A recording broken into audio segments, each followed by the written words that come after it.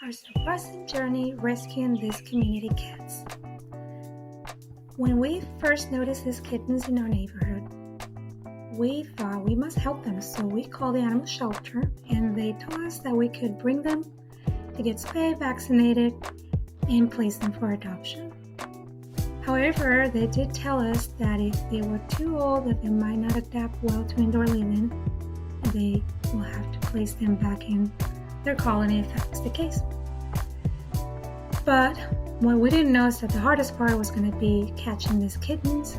They were always hiding, and we didn't have any experience setting up the trap. We just had to be very patient, and we finally got to get these two orange, adorable tabbies in the trap. But at this point, they were 5 months old. What do you think? Do you think 5-month-old semi-feral cats are too old to be adopted?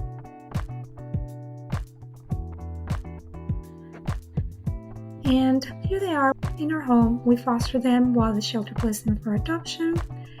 And we wanted to help them adjust, so we dedicated the entire bathroom for them.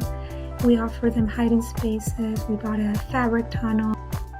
And we approached them very gently and gradually because they were just kind of scared, especially Nora, who you're going to see in this cute window, because they love this window, and I'm so glad that we had this window. Spent hours there looking out, and I think it really helped them.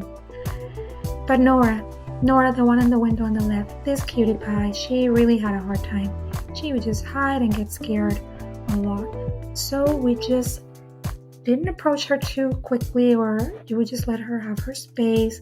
We would give her food and we would just sit at a distance. We didn't stare at her. So she eventually became way more comfortable, but not in the way that you would think. We thought, oh, she's gonna come to us for food, but she wasn't motivated by food. On the other hand, Tanny, the one here on the picture on the right, she was very comfortable. She even let me carry her. So I guess it depends on each cat's experiences and personality. We finally let them out of the bathroom. They were interested in getting out, so we let them out after a few weeks, but we did put a gate on the hallway so they wouldn't roam all around the house.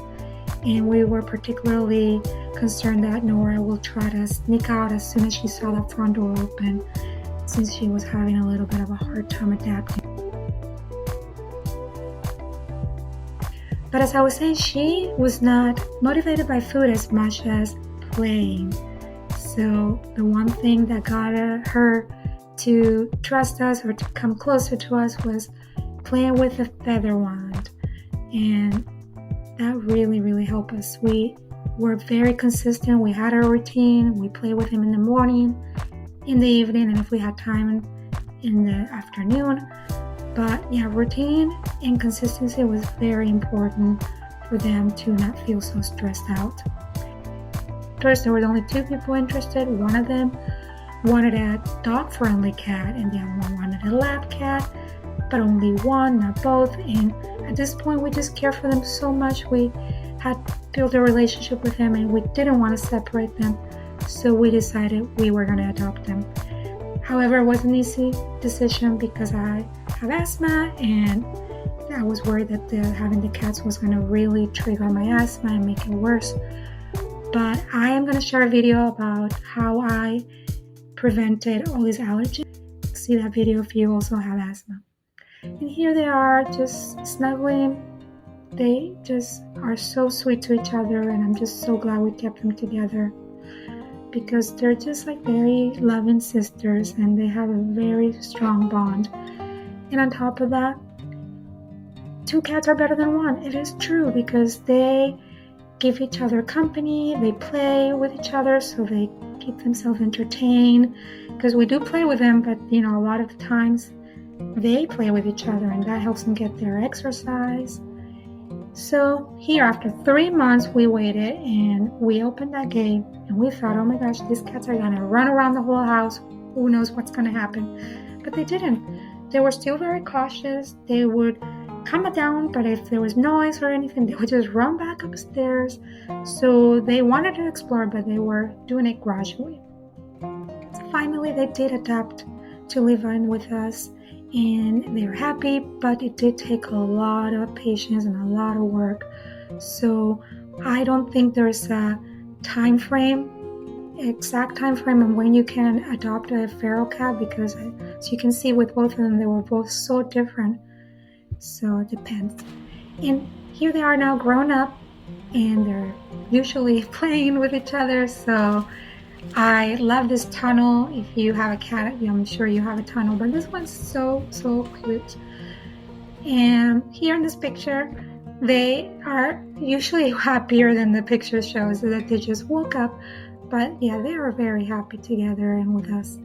Unfortunately, we couldn't get their little brother adopted, but we plan to do TNR for him because he was a little too old to get adopted. But TNR is great. It's a great choice. It's better than nothing, and it's something that has to be done. And check out my instrumental music playlist videos. All of you, for your cats, just to distress, just to improve your mood, check them out. And if you do want to help community cats, check out some links that I'm going to share, because I'm not an expert. I'm still learning, but there are people out there that have channels that they know what they're doing. And I just want to make videos to inspire you, to spark that interest in helping. There's so many cats that are out there that need. Thank you for watching, and I hope that together we can help our community cats.